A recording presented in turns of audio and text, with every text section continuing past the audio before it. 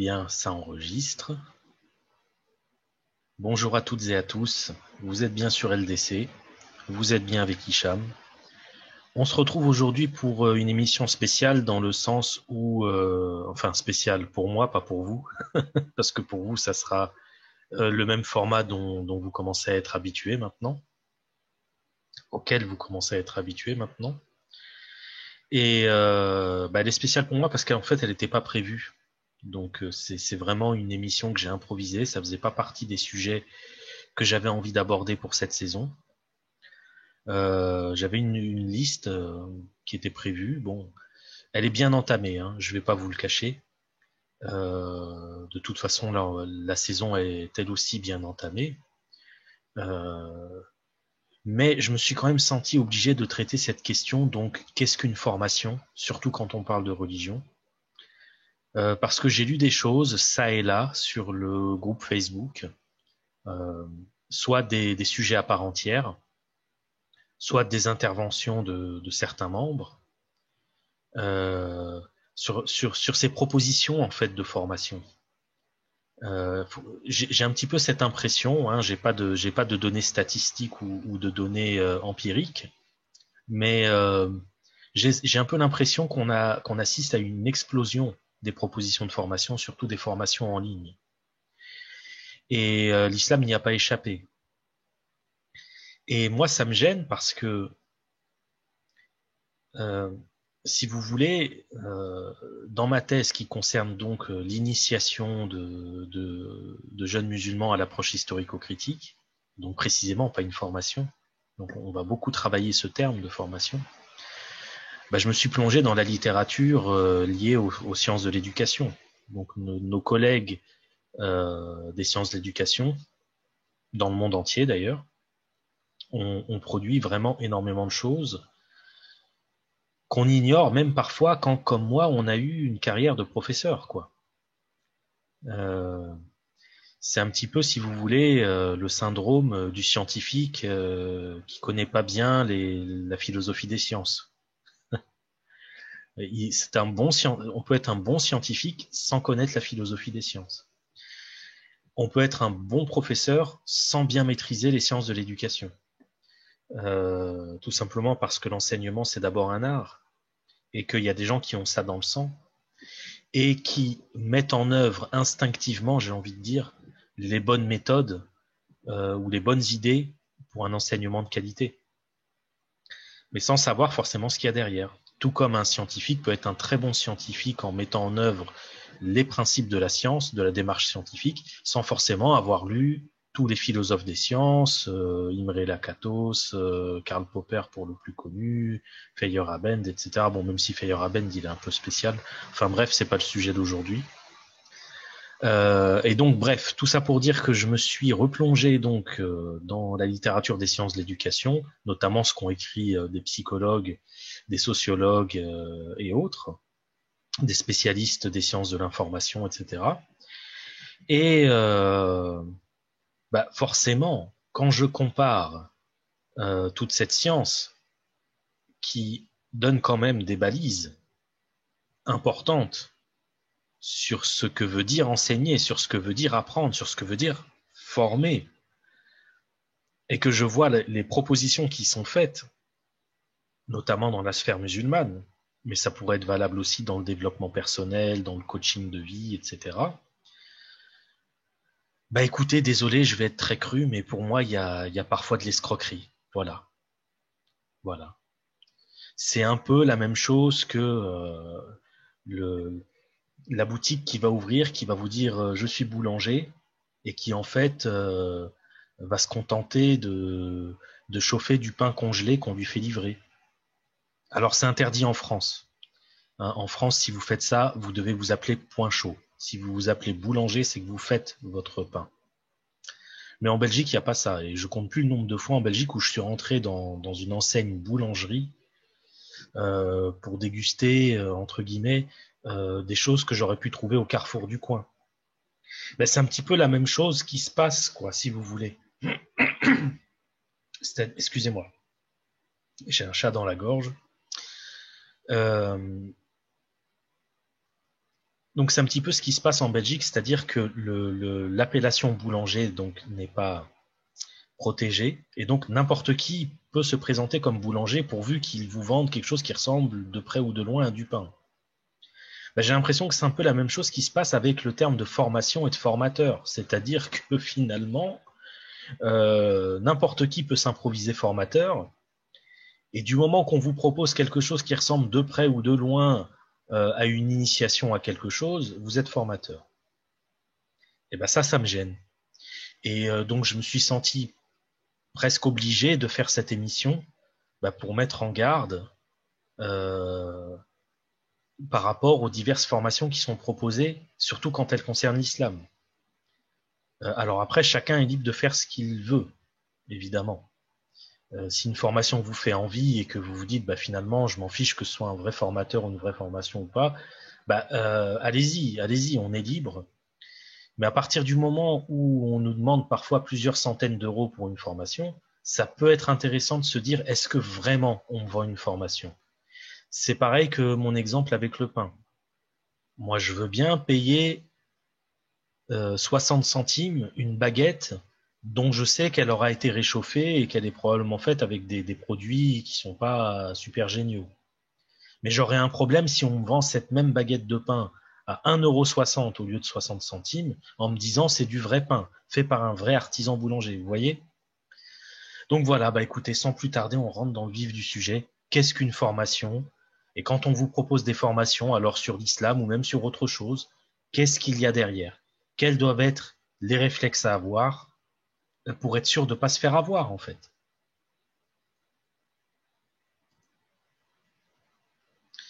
Voilà, parce que comme je le disais, alors attendez, parce que je me demande si j'ai pas sauté. Non, c'est bon. Alors voilà, comme je le disais, à mon sens, on assiste à une explosion des offres. De plus en plus de formateurs se font connaître en tant que tels. C'est-à-dire parfois, ils sont connus comme étant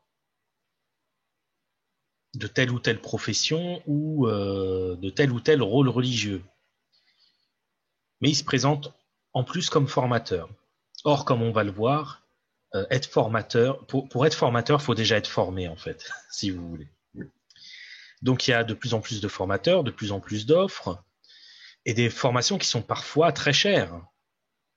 Donc, ça veut dire que il y a un investissement quand même de la part de la personne qui souhaite être formée. Le domaine religieux n'est pas épargné, comme je l'ai dit. Et alors malheureusement, le scrupule n'est pas au rendez-vous. Alors quand je dis scrupule, effectivement, il y a parfois de l'escroquerie. Parfois, c'est vraiment des escrocs. C'est des gens qui n'ont vraiment aucune compétence, mais qui parlent bien, comme on dit. Mais parfois, il faut pas entendre scrupule comme malhonnêteté. C'est-à-dire que parfois, c'est des gens qui croient vraiment être compétents pour former d'autres personnes, mais qui ne le sont pas, tout simplement parce qu'elles ne savent pas que être formateur, ce sont des techniques.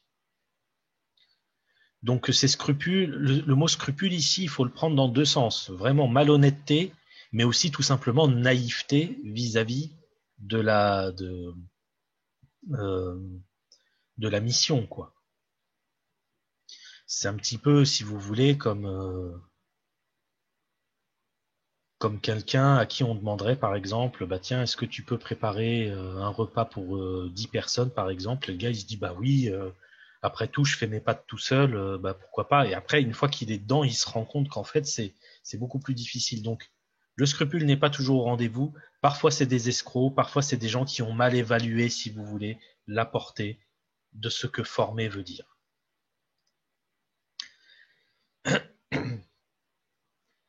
Et alors, avant de vraiment euh, rentrer dans les concepts, expliquer, etc., je vais dézinguer tout de suite quelques mythes.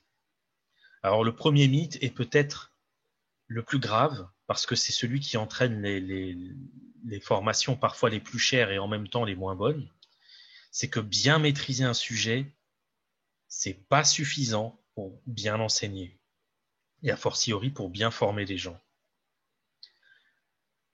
Et ça, on l'a tous connu. Vous avez tous eu, dans le secondaire ou dans les études supérieures, ce professeur qui est dans le milieu de la recherche, est super connu, super compétent, reconnu par ses pairs, il a peut-être inventé même des méthodes et des concepts, mais quand il cherche à vous les expliquer, eh ben en fait, il comprend rien. Vous ne comprenez rien. C'est-à-dire que parfois, les très bons chercheurs sont de très mauvais enseignants. Pourquoi? À cause d'un phénomène que des psychologues ont mis en lumière et qui s'appelle, de façon très peu pompeuse d'ailleurs, c'est presque métaphysique comme appellation, la malédiction du sachant. Curse of the knowledge en anglais. C'est quoi la malédiction du sachant? C'est une posture psychologique, si j'oserais dire, dans laquelle vous maîtrisez tellement quelque chose que vous n'arrivez même plus à concevoir ou à comprendre qu'on ne puisse pas la comprendre. Je vous donne un exemple. Un exemple qui m'est arrivé. Lors d'un cours, j'avais des élèves devant moi, donc des élèves qui étaient en deuxième secondaire pour les Belges, ce qui est l'équivalent de la quatrième pour les Français. Et je commence à parler à un moment donné de dignité. Et il y a un élève qui me demande, mais c'est quoi, monsieur, la dignité? Et j'ai eu tout le mal du monde à lui répondre. Tout simplement parce que ce concept est devenu pour moi, professeur, tellement basique, tellement élémentaire, ou tellement fondamental, que descendre à un niveau plus fondamental, c'est très difficile pour moi. Et alors c'est pareil pour des profs de maths, des profs d'électronique, des profs de mécanique ou autres. Bah, parfois, les concepts sont tellement évidents pour eux qu'ils ne savent plus les expliquer. Donc, bien maîtriser un sujet est suffisant pour bien l'enseigner. C'est presque l'inverse, en fait. Et c'est ce qui fait que, parfois, vous allez suivre un cours avec un prof qui maîtrise un sujet, vous allez rien comprendre, puis vous allez demander à votre pote qui a un peu mieux compris, et il va vous l'expliquer beaucoup mieux que le prof. C'est très paradoxal quand vous y pensez. Parfois, des étudiants expliquent mieux que des profs. Mais parce que les profs sont dans cette posture psychologique de la malédiction du sachant. Deuxième mythe, une formation, c'est un cours concentré dans une période courte. Pas du tout. Comme on va le voir, une formation, on peut considérer que c'est un cours, mais c'est un cours très spécifique. Parce que ça vise une finalité qui n'est pas forcément ce qui est visé dans un cours traditionnel. Bon, je vends la mèche un petit peu avant l'heure, hein, on aura l'occasion d'y revenir de toute façon. Mais en gros, à la fin d'une formation, vous devez être capable de faire quelque chose. Alors qu'un cours, ça peut, c'est pas forcément, mais ça peut être purement informatif. Donc, il faut distinguer informer et former. C'est pas la même chose. Et très souvent, il y a une grosse confusion. Troisième mythe, payer un formateur plusieurs centaines d'euros par jour, c'est exagéré. Alors, non, non, désolé. Là, sur ce coup-là, on peut critiquer un formateur sur sa compétence, on peut critiquer un formateur sur la didactique ou la pédagogie qu'il va adopter, on peut même le critiquer sur ses intentions, mais plusieurs centaines d'euros par jour, c'est pas exagéré pour un formateur. Pour une raison simple, c'est que votre formation qui va durer peut-être 3 jours, elle va concentrer en 3 jours ce qui prend parfois des années à construire. C'est-à-dire qu'un formateur, c'est en gros quelqu'un qui va vous dire « Je vais t'apprendre quelque chose ou je vais t'aider à acquérir une compétence qui m'a pris des années à développer, sauf que toi, au lieu de prendre des années, ça va te prendre 1 semaine, 2 semaines, 1 mois, après ça dépend. » C'est ça, un formateur. Donc un formateur, il ne vend pas des prestations horaires, genre 10 heures de formation, 40 heures de formation, c'est pas ça qu'il vend. Ce qu'il vend, c'est son expertise. Et en plus, un formateur, faut pas croire qu'il donne des formations tous les jours. Un formateur, ça se peut qu'il donne une formation puis qu'il reste ensuite 1 mois sans rien donner, 2 mois sans rien donner, 3 mois sans rien donner. Donc, si lors d'une formation, par exemple, ils touchent 2000 ou 3000 euros net, par exemple, ça se peut qu'ils doivent tenir avec ça pendant plusieurs mois. C'est ce qui fait que la plupart des formateurs ne font pas que de la formation. Donc, il faut se souvenir de ça et se dire qu'une bonne formation donnée par un bon formateur, ça a un prix. Mais quand ça s'élève à plusieurs centaines d'euros par jour de formation, c'est pas exagéré.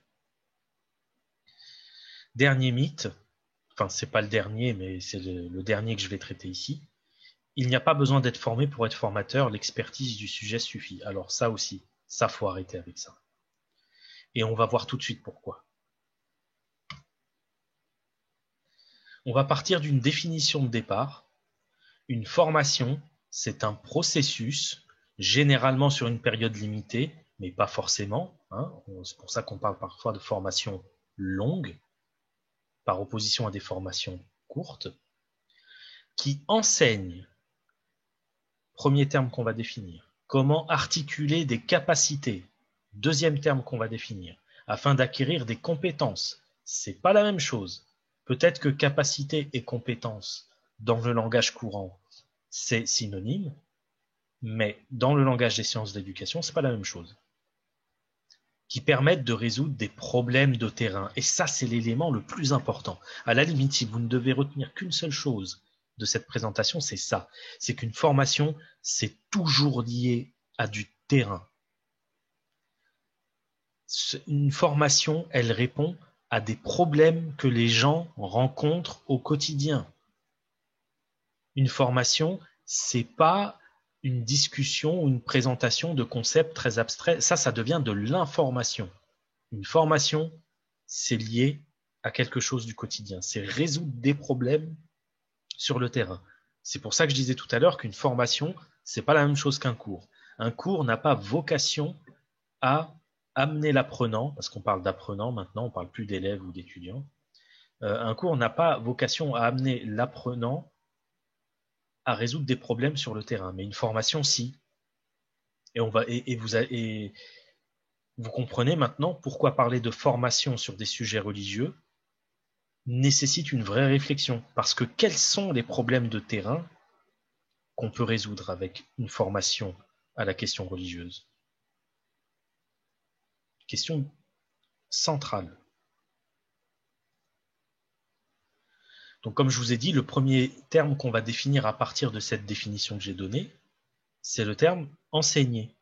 Qu'est-ce que ça veut dire? Si on se limite à une définition, je dirais très succincte, mais opératoire pour ce que je cherche à faire ici, on pourrait définir l'enseignement comme l'art de faire apprendre. Alors pourquoi est-ce que j'ai utilisé le mot art? Parce que dans l'art, il y a une dimension technique, mais il y a aussi une dimension intuitive, une dimension presque personnelle en fait. Un artiste n'est pas un autre. On ne peut pas faire de l'art, par exemple de la peinture, si on n'a aucune technique. Mais la technique ne suffit pas. Il y a aussi un peu de soi en fait dans l'art. Et je pense que l'enseignement, c'est ça en fait. Il y a des techniques à connaître. On n'enseigne pas n'importe comment, et donc on ne forme pas n'importe comment. Mais il y a aussi une part de soi dedans, une part de créativité en fait. Et donc l'art de faire apprendre, c'est-à-dire les techniques qui vont pousser l'apprenant à apprendre, notamment en termes de motivation, mais aussi une part de soi qui va faire que on va imaginer des situations d'apprentissage ou on va imaginer des dispositifs didactiques, expression sur laquelle je reviendrai plus tard, qui vont être plus ou moins originales. Donc si former signifie avant tout enseigner et donc faire apprendre, il faut se poser la question de l'apprentissage. Parfois dans le langage courant, on utilise le verbe apprendre et le verbe enseigner de façon un petit peu comme si c'était des synonymes. Je lui ai enseigné à faire du vélo. Je lui ai appris à faire du vélo. Parfois, les termes sont interchangeables comme ça. Mais en fait, l'apprentissage, ça serait plus du point de vue de l'apprenant, alors que l'enseignement serait plus du point de vue de l'enseignant. Ça paraît un peu évident dit comme ça, mais dans le langage courant, parfois, on inverse un petit peu les deux. Donc là, ce que je vous propose, c'est de définir ce que ça veut dire apprendre. Quand je forme quelqu'un ou quand je lui enseigne quelque chose, il apprend quelque chose. C'est quoi apprendre? Vous avez plusieurs paradigmes, donc plusieurs visions globales de la chose. Par exemple, apprendre, pour beaucoup jusqu'à maintenant, c'est donner la bonne réponse ou avoir le bon comportement quand c'est nécessaire. Et si vous pensez comme ça, même sans le savoir, vous êtes plutôt de l'école behavioriste, ou encore appelé comportementaliste. Pour les behavioristes, en fait, la réalité, elle est complètement extérieure à nous. Et quand on forme quelqu'un ou quand on lui enseigne quelque chose, c'est-à-dire quand il apprend, il doit acquérir en lui-même ce monde extérieur, si vous voulez. Et comment est-ce qu'on vérifie qu'il a acquis correctement ce qu'il faut savoir du monde extérieur? En lui posant des questions ou en attendant certains comportements. S'il donne la bonne réponse, alors il a bien appris. S'il donne la mauvaise réponse, c'est-à-dire qu'il ne donne pas la réponse attendue, alors il a mal appris. S'il a la bonne réaction dans une situation, il a bien appris. S'il n'a pas cette bonne réaction, c'est qu'il n'a pas bien appris, tout simplement. Et alors, le behaviorisme, en fait, ça a été la première théorie de l'apprentissage, en fait. Ça a été le premier paradigme qui a été mis en place. Et il est dû, en fait, aux travaux initiateurs de quelqu'un que vous connaissez sûrement, qui s'appelait Pavlov, qui est à l'origine, si vous voulez, de toutes les théories un peu sur le conditionnement, avec son célèbre chien. Le fameux chien de Pavlov. Alors, pour ceux qui ne connaissent pas cette histoire, brièvement, l'idée, c'est que Pavlov s'est demandé si on pouvait créer chez un animal, donc en l'occurrence ici un chien, des réflexes qu'il n'aurait pas naturellement. Alors, qu'est-ce qu'il a commencé à faire? Il a commencé à prendre une petite sonnette et à chaque fois qu'il faisait sonner la sonnette, il donnait de la poudre de viande au chien. Et en fait, après un certain nombre d'itérations, à chaque fois que le chien entendait la sonnette, il s'est mis à saliver. Ce qui n'est pas le comportement normal d'un chien qui n'a pas été conditionné. N'est-ce pas? Et donc, c'est là que Pavlov a compris qu'à partir de stimuli, on pouvait créer des réponses à ces stimuli. Et que le moyen de favoriser les réponses qu'on attend, c'était de passer par la récompense. Et à l'inverse, pour dissuader les comportements non désirés, c'est la punition. Donc, c'est si vous voulez, le behaviorisme, c'est la théorie du bâton et de la carotte, si vous voulez. Et très souvent, malheureusement, c'est une vision un peu personnelle. Il y a des gens qui trouvent cette méthode très très bien. Mais pour moi, c'est malheureux et on voit ça énormément encore dans plusieurs salles de classe. Je veux dire, notre système scolaire aujourd'hui, il est encore vachement tributaire du behaviorisme. Si tu donnes les bonnes réponses, je te mets une bonne note. Si tu donnes une mauvaise réponse, je te mets une mauvaise note. On punit les réponses non attendues et on récompense les réponses attendues.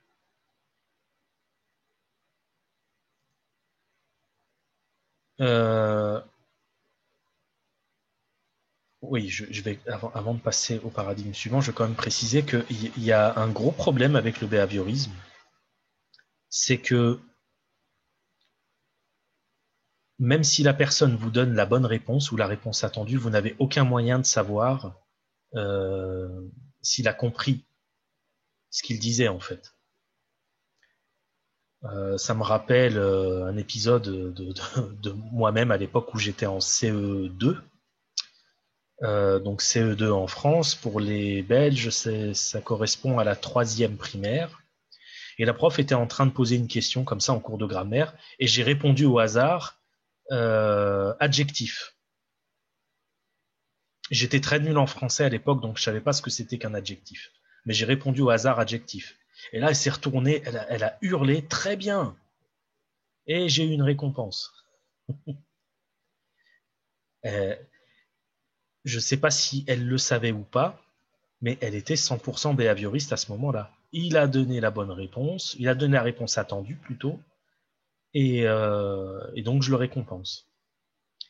Mais elle ne s'était pas dit à ce moment-là que j'ai balancé le mot adjectif au hasard et que c'était juste un coup de bol, quoi. Donc, les limites du behaviorisme, c'est presque ça, si vous voulez. Comment je peux faire la différence entre une réponse coup de bol et une réponse réfléchie? Bah, à partir de l'approche behavioriste, on ne sait pas.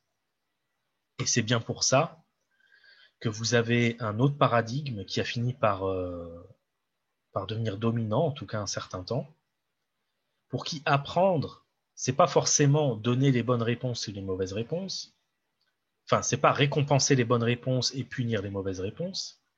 Apprendre, c'est traiter une information de manière à la stocker, se l'approprier et la mobiliser correctement. Donc, c'est-à-dire que les cognitivistes se sont posé donc ça c'est le cognitivisme, et les cognitivistes se sont posé cette question que j'ai posée juste avant.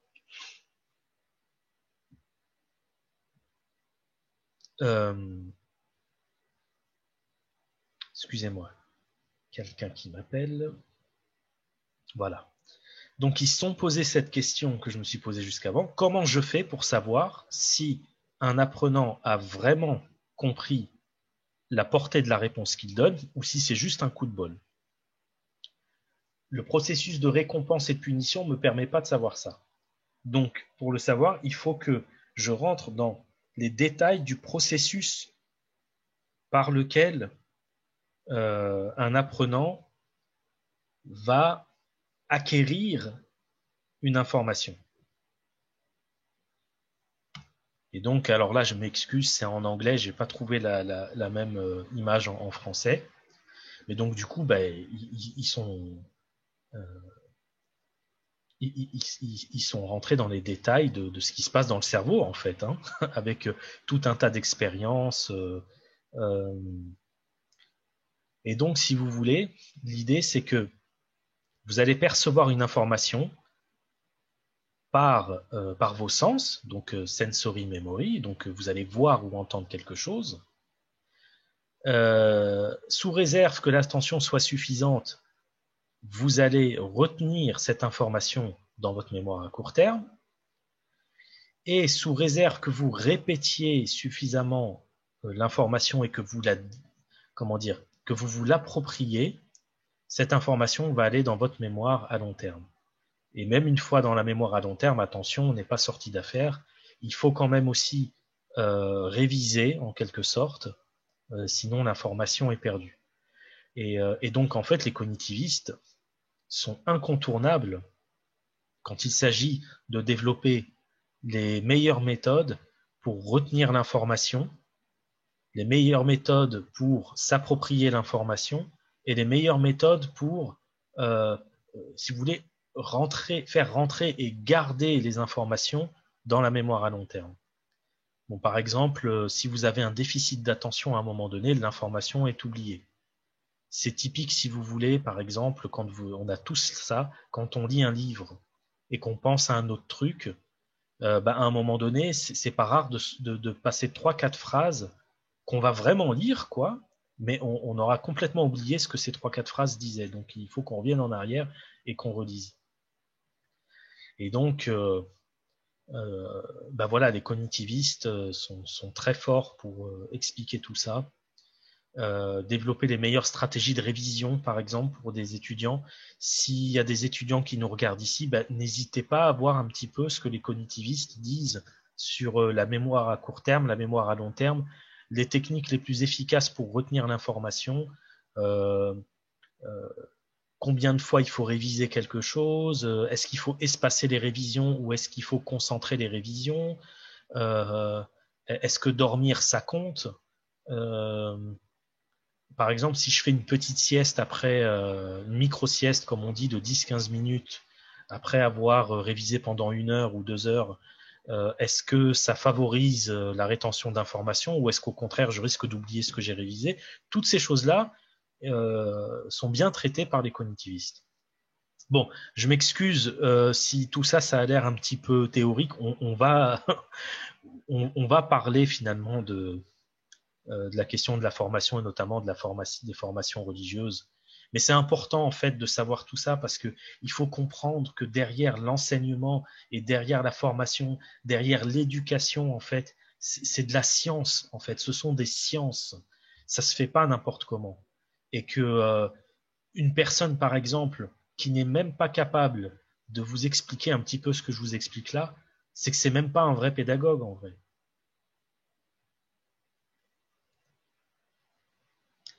Et alors, troisième paradigme qui est dominant aujourd'hui, c'est ce qu'on appelle le constructivisme.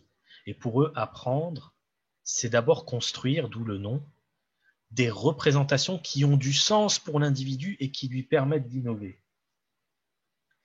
Et ça, c'est c'est peut-être pas une rupture avec le cognitivisme qu'on a vu avant, mais c'est un pas supplémentaire, si vous voulez. Pourquoi? Parce que pour les cognitivistes, par exemple, euh, un exercice qu'on vous donnerait, par exemple, pour mesurer votre capacité d'adaptation à une nouvelle situation ou mesurer votre capacité à switcher entre plusieurs activités, parce que le multitask est un mythe. Ça, j'aurais pu le mettre. Hein. Le multitask est un mythe. On ne peut pas faire plusieurs choses en même temps. Par contre, on peut switcher plus ou moins rapidement entre plusieurs activités. Et les personnes qui switchent très vite entre plusieurs activités ont l'impression de faire plusieurs choses en même temps, mais elles ne le font pas en même temps. Euh, je suis en train de changer le bébé, j'appelle ma sœur, ma tante, ce que vous voulez en même temps. En fait, ce qui va se passer, c'est que mon cerveau va switcher en permanence entre changer le bébé et parler avec ma tante. Mais je ne le ferai pas en même temps. Sauf, attention, pour les activités mécanisées, entre guillemets. C'est-à-dire les activités qui sont tellement intériorisées qu'on les fait machinalement. Par exemple, respirer. Conduire une voiture aussi. Au début, quand on débute, quand on conduit une voiture, on se dit alors là, j'appuie sur l'embrayage, je passe la vitesse, mais au bout d'un moment, c'est plus tout ça. Votre pied et votre main se bougent presque tout seul, j'ai envie de dire. Et c'est heureux parce que ça veut dire qu'on peut se concentrer sur la route et pas sur le levier de vitesse. Donc pourquoi est-ce que je disais tout ça? Oui, voilà. Donc les cognitivistes vont mettre en place tout un tas d'exercices comme ça, mais c'est des exercices qui n'ont pas de sens pour vous.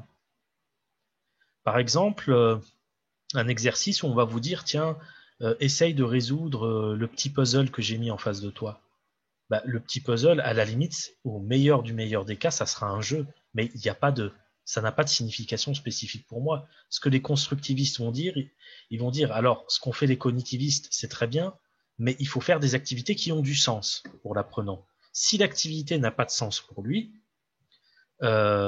c'est pas mauvais en soi. Hein. C'est-à-dire, par exemple, si vous demandez à quelqu'un de retenir une liste de numéros par cœur, juste pour travailler sa mémoire. Alors, c'est très bien, mais ça se peut qu'à un moment donné, ils se disent, oui, mais bon, moi, apprendre des listes de numéros, alors oui, ça travaille ma mémoire, mais bon, c'est chiant quand même, hein, à un moment donné. Les constructivistes vont dire, on peut très bien travailler la mémoire, mais avec des activités qui ont du sens pour l'individu et qui lui permettent d'innover, c'est-à-dire que le but des constructivistes, c'est pas uniquement d'être capable de résoudre des problèmes ou d'effectuer des tâches qui sont convenues, c'est-à-dire qu'on connaît déjà à l'avance, mais c'est aussi de pouvoir réagir à des situations inédites ou alors à des instructions qui sont pas très claires, ce qui est quand même ce qu'on vit le plus souvent au quotidien.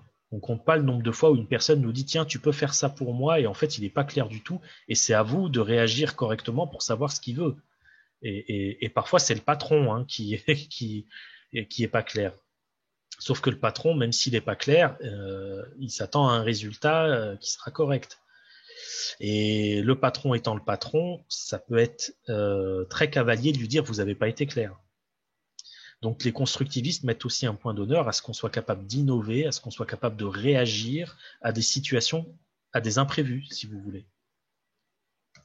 Et donc là, vous avez une bonne illustration de ce que serait la différence entre un enseignement, alors pour le coup behavioriste, et un enseignement constructiviste. Donc behavioriste à gauche, constructiviste à droite. Le behavioriste va donner une solution à un problème et il va s'attendre à ce que les apprenants ressortent cette solution. S'ils sortent cette solution, ils sont récompensés. S'ils sortent autre chose, ils sont punis. Alors, récompense et punition, ça ne veut pas forcément dire le bâton et la carotte, évidemment, vous aurez compris, ça peut être tout simplement une note. L'enseignant constructiviste, lui, il va plutôt problématiser la situation, la proposer aux apprenants et les laisser essayer d'imaginer des solutions. Et ensuite, évidemment, évaluer la pertinence de ces solutions, etc. Peut-être même les mettre en œuvre pour voir si ça fonctionne vraiment. C'est pour ça que les pédagogies constructivistes sont souvent basées sur ce qu'on appelle la pédagogie à projet. C'est-à-dire, on essaie quand même de faire quelque chose. On essaie de mettre en place un projet et il faut que le projet fonctionne à la fin. Et donc, justement, en essayant de faire fonctionner le projet, on se rend bien compte qu'il y a des techniques qui fonctionnent mieux que d'autres. Voilà, et alors enfin, et je vous rassure, la partie barbante est passée. Enfin, il y a un paradigme qui est un petit peu plus récent que les autres, qu'on appelle le connectivisme. Je ne vais pas rentrer dans les détails parce que c'est très complexe, c'est assez polémique comme paradigme. Beaucoup considèrent que c'est même pas un vrai paradigme d'enseignement. D'autres ne jurent que par celui-là. Moi, je suis un petit peu entre les deux, si vous voulez. Mais en gros, pour eux, apprendre, c'est être façonné de façon à reconnaître des agencements de sens dans le monde à partir de connexions établies. Alors, d'où le nom de connectivisme. Qu'est-ce que ça veut dire que ce truc? Bon, en fait, tout simplement pour un connectiviste, l'apprentissage, c'est pas l'acquisition de quelque chose. Donc, il y a une rupture nette avec les cognitivistes et les constructivistes, et même avec les behavioristes. C'est pas acquérir quelque chose. Apprendre, c'est être. C'est-à-dire qu'ils partent du principe qu'en fait, la connaissance, qu'est-ce que c'est? Ce sont des connexions neuronales. Donc, encore une fois, d'où le nom connectivisme. Et que quand vous apprenez quelque chose, c'est pas quelque chose d'extérieur qui rentre dans votre cerveau, c'est votre réseau neuronal qui se réarrange, qui se refaçonne, qui se réagence. Et l'exemple qu'il donne très souvent, c'est par exemple si je vous dis le mot Paris, vous allez me dire capitale de la France. Pour un connectiviste, c'est parce que le mot Paris dans votre tête, il est connecté au mot France et au mot ville et au mot capitale, et peut-être même qu'il est connecté à une image que vous avez en tête de la carte du monde. Il est peut-être connecté à un professeur de géographie qui vous a enseigné ça. La connaissance, pour eux, ce sont des connexions. Apprendre, c'est réagencer ces connexions. Et ils expliquent, par exemple, pour Paris, peut-être que si vous allez aux États-Unis et vous dites Paris à quelqu'un, il va peut-être vous dire Hilton. Vous voyez? Parce que lui, les connexions qu'il fait, ces connexions neuronales, vont mettre le mot Paris en connexion avec Hilton, en connexion avec actrice, en connexion avec belle gosse, enfin ce que vous voulez, quoi. Et un autre exemple qu'ils donnent pour illustrer ça, en fait, pour illustrer leur vision de l'apprentissage, c'est par exemple si vous jouez à Où est Charlie, vous savez là, la BD là. Une fois que vous avez vu Charlie, c'est impossible d'oublier où il est, quoi. Vous ne pouvez plus ne pas savoir où est Charlie. Pourquoi? Parce qu'en trouvant Charlie, de façon très involontaire, votre réseau neuronal s'est réagencé et maintenant vous savez le trouver. Vous savez où il est. Éventuellement, si on attend très longtemps et que je vous remets la photo sous les yeux, c'est possible que vous ayez oublié. Mais tant que vous n'avez pas oublié, c'est que votre réseau neuronal est câblé, en quelque sorte, de façon à savoir où est Charlie dans cette image. Et d'ailleurs, c'est pour ça que pour les connectivistes, l'apprentissage, c'est d'abord quelque chose d'involontaire. Bon, alors ça s'appelle connectivisme. Pourquoi? Pour ces histoires de connexion neuronale déjà, mais aussi parce que pour eux, si vous voulez, l'apprentissage, c'est plus une question de connexion neuronale, c'est aussi une question de connexion de réseau, y compris l'Internet.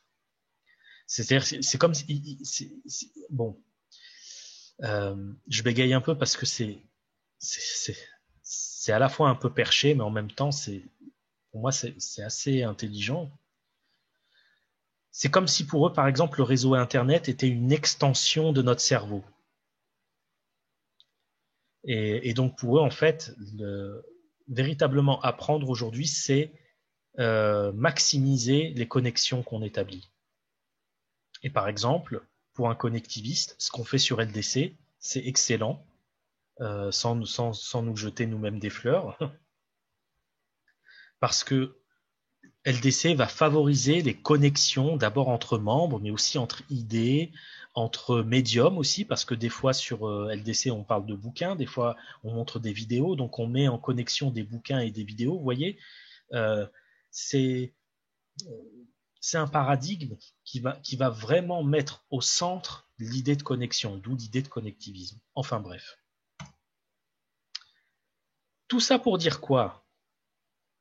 Tout ça pour dire qu'en fonction du paradigme de départ, c'est pour ça que j'ai pris tout ce temps et je suis désolé si c'était un petit peu long pour certains, c'est qu'en fonction du paradigme de départ, vous allez adopter un dispositif pédagogique qui va dépendre de votre paradigme de départ.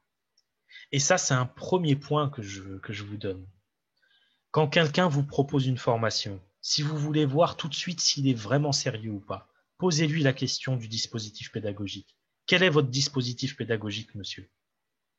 S'il bégaye ou s'il répond pas, vous n'avez probablement pas affaire à un vrai formateur. Et alors, pour pas que tout ça reste trop abstrait, je vous donne des exemples.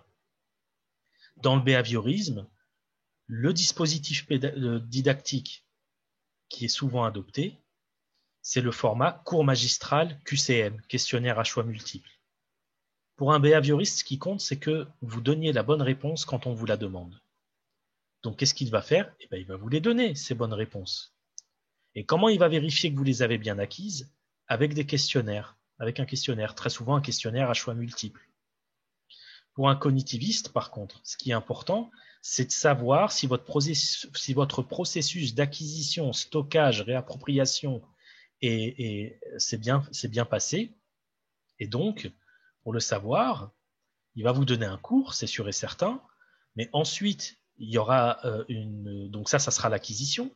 Ensuite, il y aura des questions, souvent des questions-réponses avec le prof, mais aussi parfois des questions entre étudiants, voire même parfois ce qu'on appelle la métacognition, c'est-à-dire des questions à soi-même. C'est-à-dire on se met devant une feuille, on se dit tiens, qu'est-ce que j'ai compris du cours aujourd'hui? Et tout ça, c'est la phase d'appropriation. Et ensuite, pour vérifier que tout ça s'est bien passé, il va vous proposer des problèmes à résoudre et qui vont nécessiter que vous alliez chercher la bonne information stockée quelque part dans votre cerveau et que vous l'articuliez correctement pour résoudre le problème. C'est-à-dire, ce sera la preuve que vous n'avez pas fait que stocker l'information, vous l'avez aussi comprise. Donc là, vous voyez déjà qu'entre le behaviorisme et le cognitivisme, l'évaluation se fait sur base de la restitution, mais les deux méthodes adoptées ne sont pas les mêmes. Dans un cas, c'est un QCM, dans l'autre, c'est des problèmes à résoudre. Pour les constructivistes, ça peut être un cercle de discussion, donc on lance une thématique, on met en place un projet, et ensuite on réalise le projet. Encore une fois, la recherche de sens, un projet qui a du sens. Pour ça, très souvent, ce sont des projets en rapport avec la société, etc. Et pour les connectivistes, le dispositif didactique, ça sera l'établissement d'un réseau Alors, ça peut être par exemple ce qu'on a fait sur LDC, comme j'ai dit. Ça peut être un groupe WhatsApp. Ça peut être quelque chose de plus grand, de plus gros, quoi, comme par exemple une page Wikipédia ou quelque chose comme ça. Et ensuite, ce qui sera très important, ça sera de maximiser les échanges. Et ces échanges, en faisant transiter les informations, en les multipliant, en se les réappropriant, euh, si vous voulez, un peu comme des échanges neuronaux, si vous voulez, ça aboutit à une consolidation du réseau. Donc pour les connectivistes, en fait, il n'y a pas vraiment lieu de faire une évaluation. Ce qui est important, c'est que le réseau se consolide et qu'il y ait une autonomie du réseau. C'est-à-dire que, par exemple, les théories ou les idées les plus obsolètes soient petit à petit subjuguées par des théories plus récentes ou plus puissantes, etc. Exactement comme ce qui se passe sur Wikipédia. Wikipédia est un excellent exemple du paradigme connectiviste. Sur Wikipédia, tout le monde peut intervenir, mais il y a quand même une sorte d'autorégulation qui se met en place, qui fait en sorte que les intox restent jamais très très longtemps. Par contre, la masse de connaissances, la consolidation du réseau augmente de façon exponentielle jour après jour.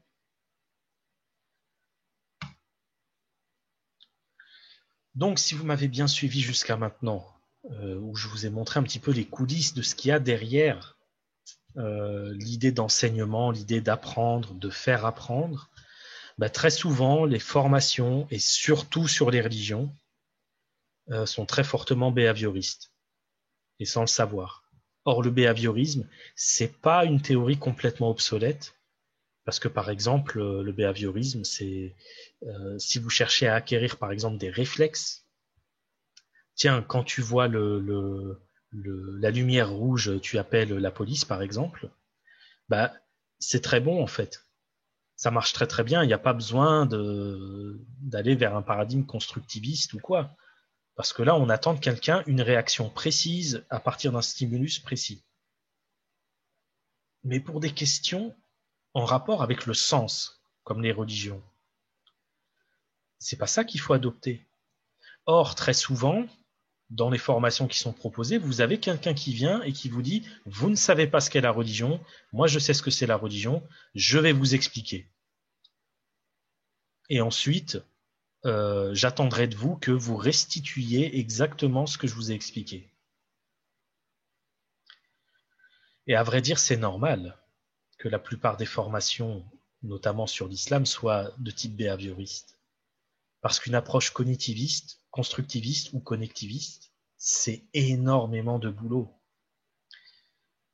Quand vous faites une formation sur l'islam, par exemple, et où vous dites « Je dis ça au hasard, je ne vise personne, vous l'aurez compris, hihi », que vous dites aux gens « formation sur la prière », par exemple, vous allez leur expliquer ce que c'est que la prière, qu'est-ce qu'il faut faire, comment il faut le faire, et éventuellement, vous allez vérifier que les gens ont bien compris, c'est-à-dire qu'ils vous répètent ce que vous leur avez dit.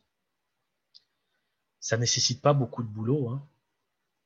Par contre, si vous êtes cognitiviste, vous allez devoir inventer des problèmes à résoudre. Vous vous souvenez tous les problèmes de maths là qu'on trouvait dans nos bouquins, les résoudre, c'était déjà pas facile. Hein, on a tous eu un 8 sur 20 ou un 7 sur 20 en maths. Hein. Imaginez un peu de les inventer, ce que ça demande. Si vous êtes constructiviste, il faut imaginer un projet. Et si c'est un projet qui fait intervenir, par exemple, des partenariats ou autres, il faut les établir, ces partenariats. Et si vous êtes connectiviste, vous devez organiser un système de réseau. Ne serait-ce que mettre en place une page Facebook que vous allez ensuite entretenir. Parce que pour un connectiviste, si vous mettez en place un réseau et que ce réseau n'est pas ensuite entretenu, vous avez échoué. Donc c'est un travail sur du long terme, une approche connectiviste.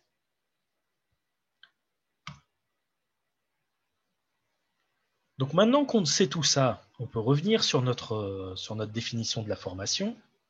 La formation, c'est d'abord un enseignement. Donc maintenant, vous voyez ce qu'il y a derrière. Enseigner, c'est toute une théorie pour articuler des capacités, acquérir des compétences et résoudre des problèmes de terrain. Très rapidement, c'est quoi une capacité? C'est un savoir. Ça peut être un savoir pur, entre guillemets, une connaissance. Ça peut être un savoir-être, ça peut être un savoir-faire. Par exemple, connaître la capacité d'un pays, c'est une connaissance. La capitale d'un pays, pardon, c'est une connaissance. Accueillir un client, c'est un savoir-être. Monter un circuit électrique, c'est un savoir-faire. Donc, quand on parle d'une formation, il y a toujours cette question de capacité à acquérir. Et ces capacités, elles vont servir à développer quoi? À développer une compétence, c'est-à-dire une articulation de capacités pour répondre à une situation problème, pour répondre à un problème de terrain. C'est pour ça que je vous disais tout à l'heure, une formation, c'est du terrain. S'il n'y a pas de terrain, il n'y a pas de formation. Un exemple concret. Compétence, choisir des matériaux adéquats et monter une table à bas coût.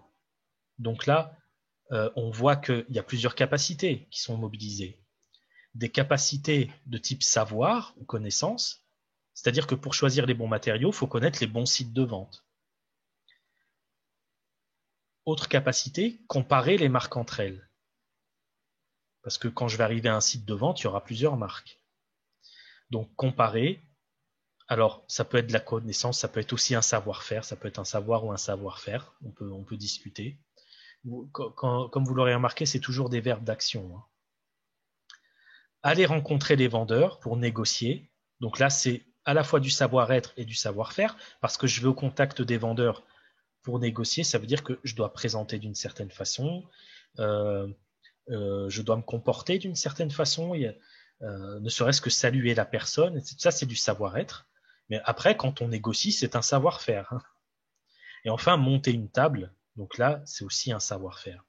Donc voilà, une compétence, c'est une articulation de capacités pour obtenir un résultat. Donc,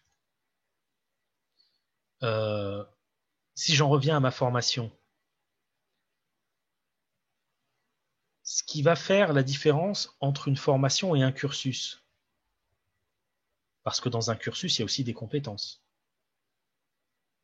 Quand vous avez choisi vos modules à l'université ou autre, vous êtes sûrement tombé sur un paragraphe qui s'appelait compétences terminales ou quelque chose comme ça. Donc à l'université aussi, on développe des compétences. Mais qu'est-ce qui va faire la différence entre une formation et un cursus universitaire? C'est le terrain. Un cursus n'est pas forcément lié à un terrain. Il peut l'être, mais ce n'est pas obligatoire. Par contre, une formation, c'est toujours lié à une situation de terrain. Et c'est pour ça que les formations sont généralement, pas toujours, mais généralement professionnalisantes ou certifiantes. On vous donne un papier qui certifie que vous avez acquis des compétences. Donc, par exemple, si vous faites une formation pour devenir jardinier, vous allez acquérir des capacités, tondre la pelouse, tailler un arbuste, planter des fleurs, par exemple, tout ça. Mais votre compétence, ça sera l'entretien d'un jardin qui nécessite toutes ces capacités, mais vous devez les articuler entre elles. Si vous devez, par exemple, rénover complètement un jardin qui est revenu à l'état sauvage, vous allez devoir mobiliser ces capacités dans un certain ordre. Peut-être que certaines capacités ne seront pas utiles tout de suite. Par exemple, planter des fleurs, ça sera peut-être pas pour tout de suite. C'est peut-être plus important de débroussailler pour l'instant. Bref, il n'y a pas de formation s'il n'y a pas de compétences, et il n'y a pas de compétences s'il n'y a pas de capacité. Et les compétences en question, elles doivent répondre à un terrain. Et alors, qu'est-ce qui permet un petit peu de concrétiser un peu tout ce que je viens de dire là? Les constructivistes s'appuient souvent sur un outil qu'on appelle la taxonomie de Bloom et qui permet un petit peu de voir où on en est justement dans tout ce que je dis là. La taxonomie de Bloom, comme vous le voyez, c'est une pyramide, si vous voulez, qui hiérarchise les niveaux des capacités qu'on met en œuvre et qui permet de voir un petit peu. Alors, si on est apprenant, qu'est-ce que le formateur cherche à nous faire acquérir.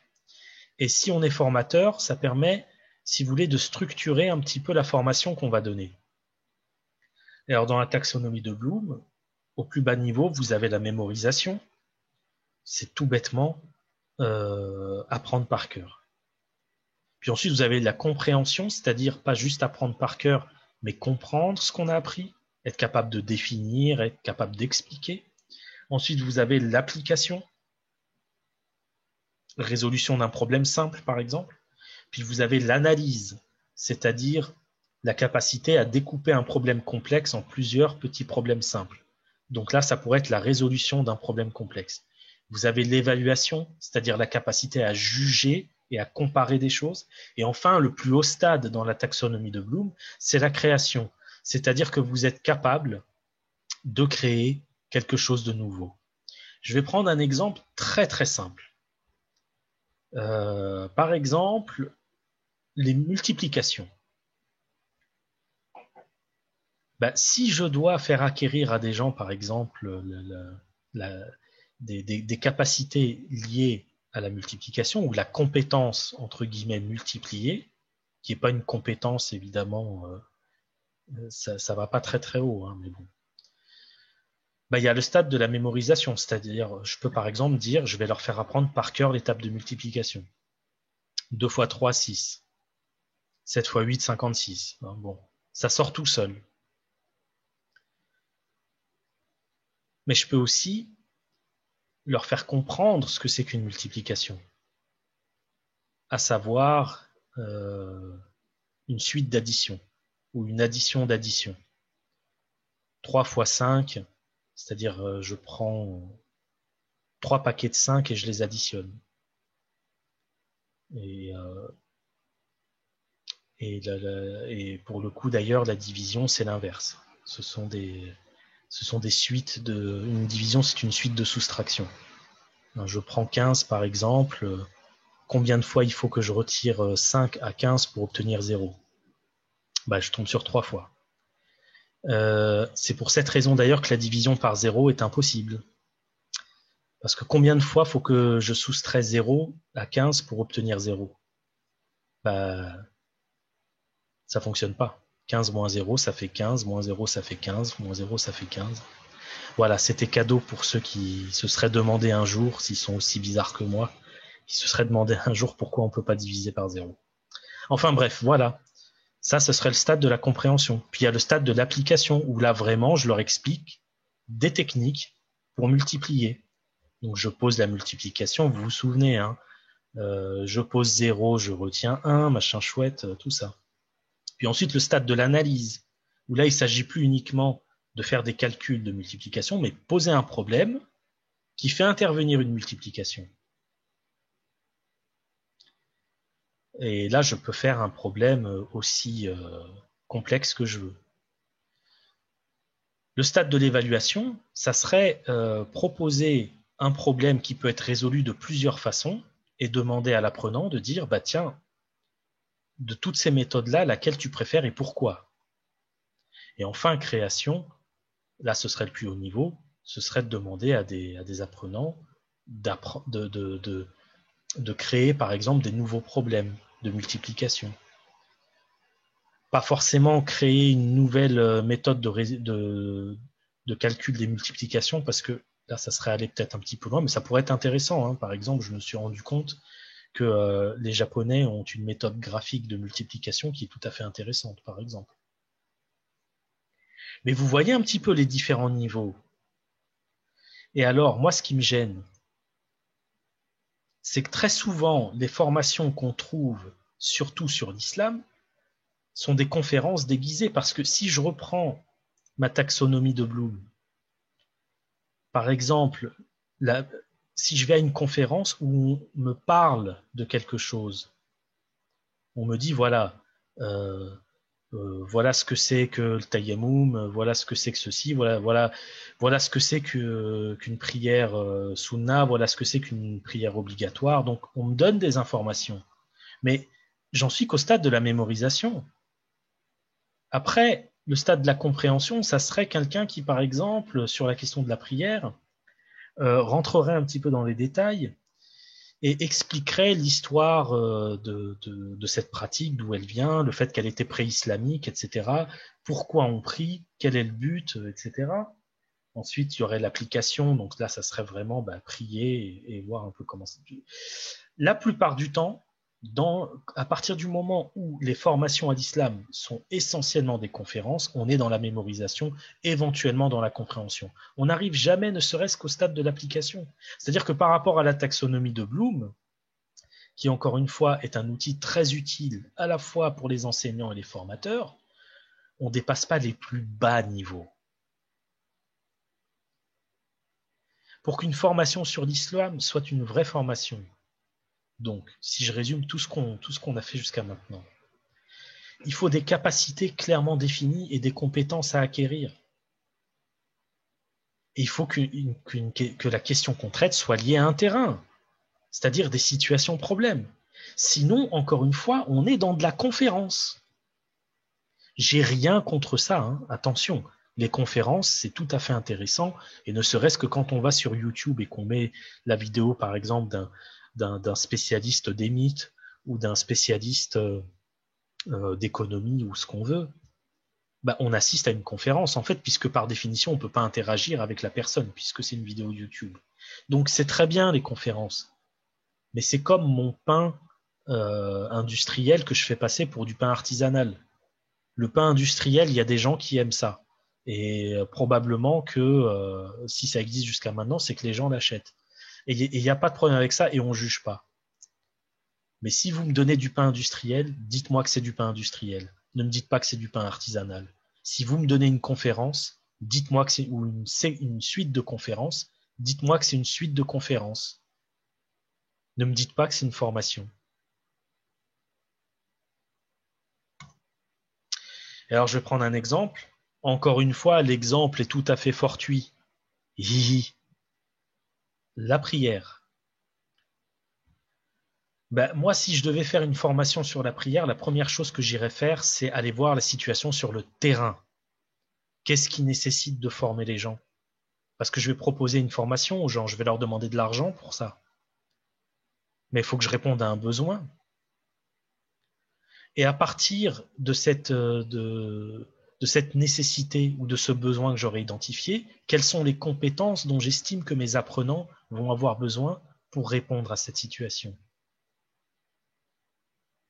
Quelles capacités qui sont liées à ces compétences? Parce que rappelez-vous qu'une compétence... Alors après, s'il y a des psychologues ou des spécialistes des sciences de l'éducation qui me regardent, je vous en prie, pardonnez-moi, c'est vraiment une vidéo faite à l'arrache, comme j'ai dit tout à l'heure, pour débroussailler quelques notions. Donc évidemment que vous pouvez ne pas être d'accord avec ce que je vais dire là, mais disons que défini de façon opératoire pour les besoins de l'émission que je suis en train de faire ici, une compétence, ça n'est jamais autre chose qu'une articulation de capacité. Donc, et ça d'ailleurs, c'est un principe de didactique. Quand on cherche à mettre en place une formation ou un cours, on part du plus haut niveau, c'est-à-dire qu'est-ce que je veux obtenir, et on descend petit à petit vers les activités. On ne fait pas l'inverse. Très souvent, il y a des gens qui disent voilà, je vais d'abord faire les activités, puis ensuite je vais fixer les objectifs. Non, on fixe l'objectif et ensuite on descend vers les activités. Donc d'abord, quel est le besoin sur le terrain? Ensuite, quelles sont les compétences qui répondent à ces besoins sur le terrain? Et ensuite, quelles sont les capacités à mettre en œuvre pour acquérir la compétence? Et alors, je donne par exemple, si, admettons, je ne l'ai pas fait, mais admettons que je constate, par exemple, que sur le terrain, il y a une prépondérance d'abandon de la prière et que moi, en tant qu'imam ou en tant que je ne sais trop quoi, ça m'embête parce que j'ai pas envie que les gens abandonnent la prière. Donc là, j'ai identifié un besoin, limiter l'abandon à la prière. Après, je réfléchis, pourquoi est-ce que les gens abandonnent la prière? Donc j'ai fait mon enquête de terrain, j'ai fait des interviews, j'ai fait des statistiques. Peut-être que mon enquête de terrain a duré 1 ou 2 ans. Et ensuite, j'interprète ces données de terrain. J'essaie de comprendre, est-ce qu'il y a des causes psychologiques? Est-ce que c'est plutôt des causes sociologiques? Est-ce que c'est lié à une vague de dépression? Est-ce que c'est lié à une baisse de confiance dans l'islam? Est-ce que c'est lié à d'autres discours qui, par exemple, ont relativisé l'importance de la prière? Bref, je cherche les causes. Et une fois que j'ai trouvé ces causes, je me pose la question de savoir, mais de quoi manquent les gens pour, euh, pour remédier à ces causes? Quelles sont les compétences qu'ils doivent développer? Et une fois que j'ai trouvé ces compétences, quelles sont les capacités de ces compétences? Est-ce que ce sont des capacités de réflexion? Est-ce que ce sont des capacités de mémorisation? Est-ce que ce sont au contraire des capacités de jugement? Est-ce que ce sont des capacités de création? Donc, on revient à la taxonomie de Bloom. Et à partir de là, ensuite, et en fonction du paradigme dans lequel je suis, behavioriste, cognitiviste, constructiviste ou connectiviste, je mets en place un dispositif didactique qui permet l'acquisition et surtout la vérification de la bonne mise en pratique des compétences développées. C'est-à-dire que j'ai pas mal eu l'occasion de discuter avec des gens qui s'apprêtaient à devenir formateurs et qui m'ont demandé des conseils sur comment mener à bien une formation. Et l'une des choses que je leur répétais, c'était de leur dire, vous devez être capable de garantir à la personne qui vous paye pour la formation que cette personne, par exemple, si c'est un patron qui paye pour une formation pour ses employés, vous devez être capable de garantir au patron que ces personnes-là, à la fin de la formation, ils seront capables de faire ça, ça, ça et ça.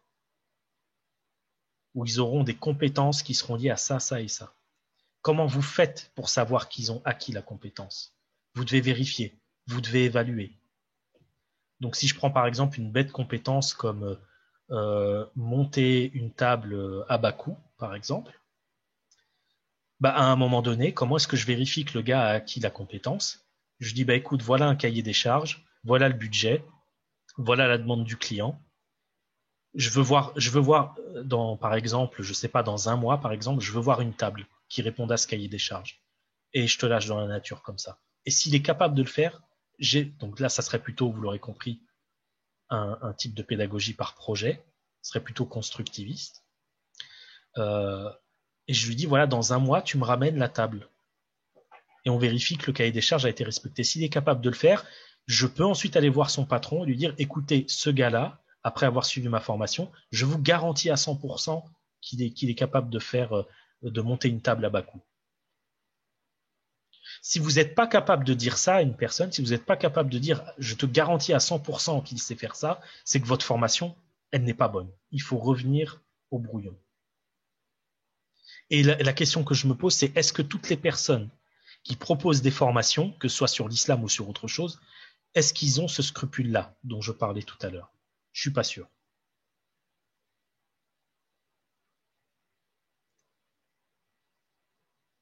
Et donc voilà, bah, par exemple, si je reprends la taxonomie de Bloom, encore une fois, si je devais mettre en place une formation sur comment éviter l'abandon de la prière, bah, je commencerai d'abord par des capacités, à développer des capacités de bas niveau, comme mémoriser, donc apprendre des nouveaux concepts ou des nouveaux points de vue, lire peut-être ce qu'ont écrit des fuqaha, par exemple, si je me place du point de vue de l'imam, Dieu merci, je ne le suis pas, mais si je me place du point de vue de l'imam, lire ce que les fuqaha ont écrit sur l'abandon de la prière, etc., comparer leurs points de vue, il y en a un qui dit ça, l'autre qui dit ça, etc. Ensuite, comprendre, donc définir et expliquer les tenants et aboutissants des concepts et de ce qu'on a vu juste avant, dans la phase de mémorisation. Puis ensuite, appliquer, mobiliser donc ces nouvelles données. Donc, je vous ai appris des concepts, on les a expliqués. Maintenant, on essaie de voir qu'est-ce que ces concepts apportent comme lumière, comme éclairage dans les situations de terrain que vous connaissez. C'est pour ça que j'arrête pas de répéter depuis le début qu'une formation, c'est d'abord du terrain. S'il n'y a pas de terrain, il n'y a pas de formation. Voilà, il y a tel faqih, par exemple, qui a dit l'abandon de la prière, c'est lié à telle ou telle chose. Dans la phase d'application, on verrait avec les apprenants, bah tiens, vous dans votre quotidien, est-ce que ça se vérifie? Est-ce que ça se vérifie pas? Et ensuite, analyser essayer de comprendre le problème de l'abandon de la prière sous plusieurs sous-problèmes. Aspect psychologique, aspect sociologique, aspect théologique, aspect personnel aussi. Peut-être que des gens ont des témoignages intéressants. Puis ensuite, on évalue. On essaye d'imaginer des solutions et on évalue. Bah tiens, est-ce que cette solution vous semble viable? Est-ce que celle-là a l'air mieux? Bah, peut-être que celle-là, elle est plus adaptée à la situation A. Peut-être que celle-là, elle est plus adaptée à la situation B, etc. On discute. Et à la fin, et c'est là que je saurai que mes apprenants ont réussi la formation. Imaginer des solutions sur mesure pour remédier à l'abandon de la prière dans leur situation, dans leur vécu, sur leur terrain.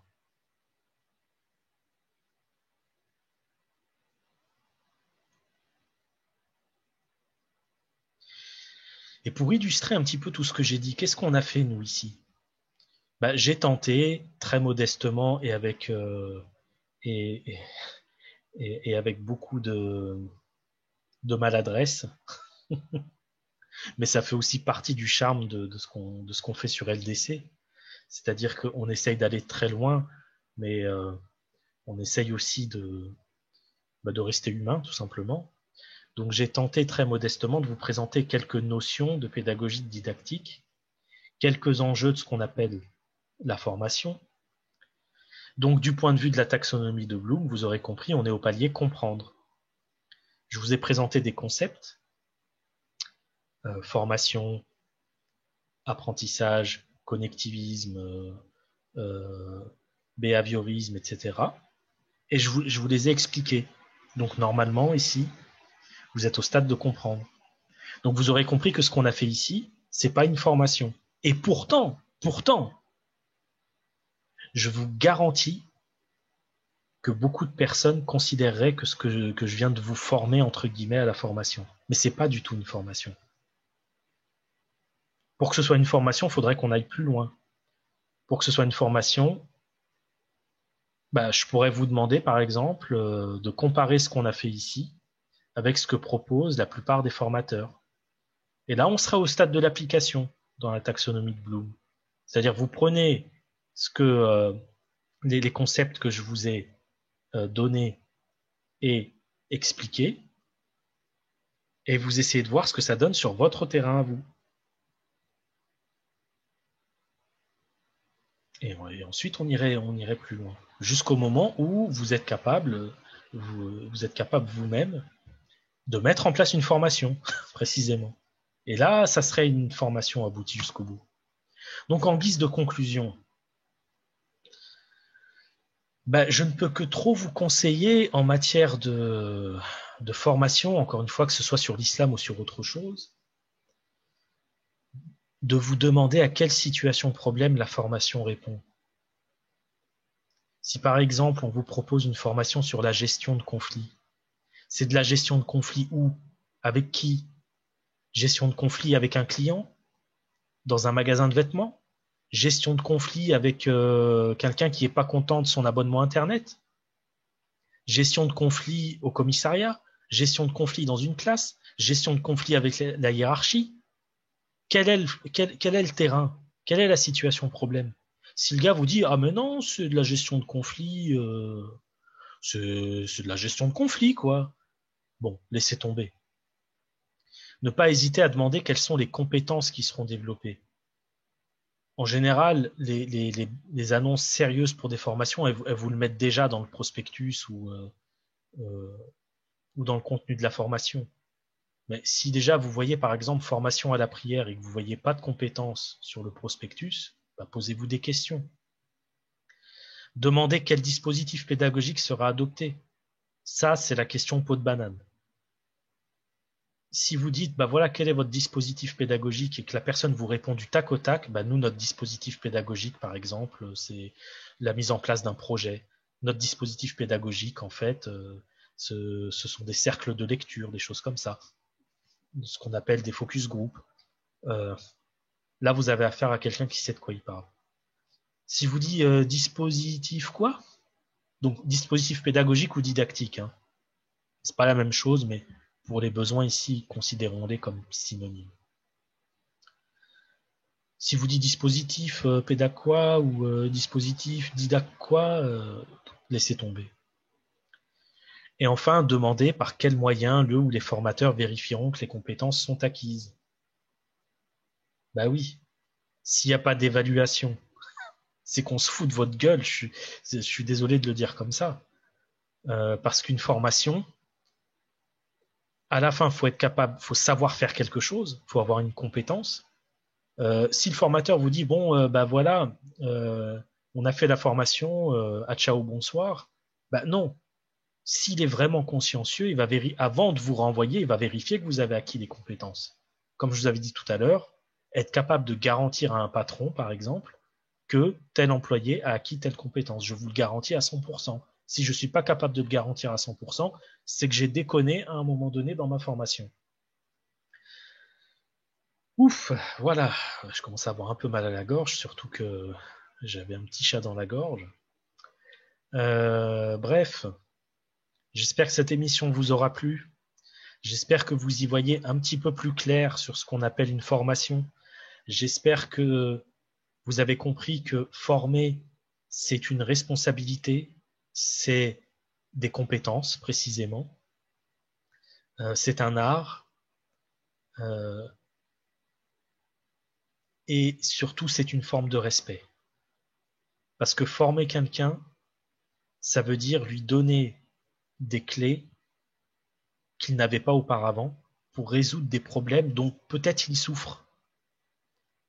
Hein, une formation, quelqu'un qui va faire une formation en gestion de conflits, par exemple, c'est peut-être quelqu'un qui souffre des conflits et qui ne sait pas comment réagir.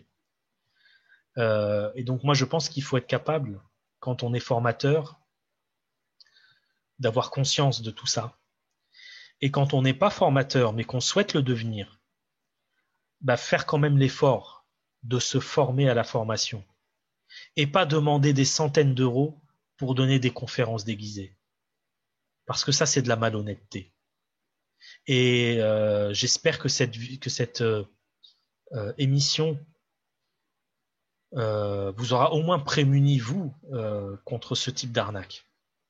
Parce que moi, je pense que l'enseignement, la formation, l'éducation, c'est peut-être parmi les métiers les plus nobles.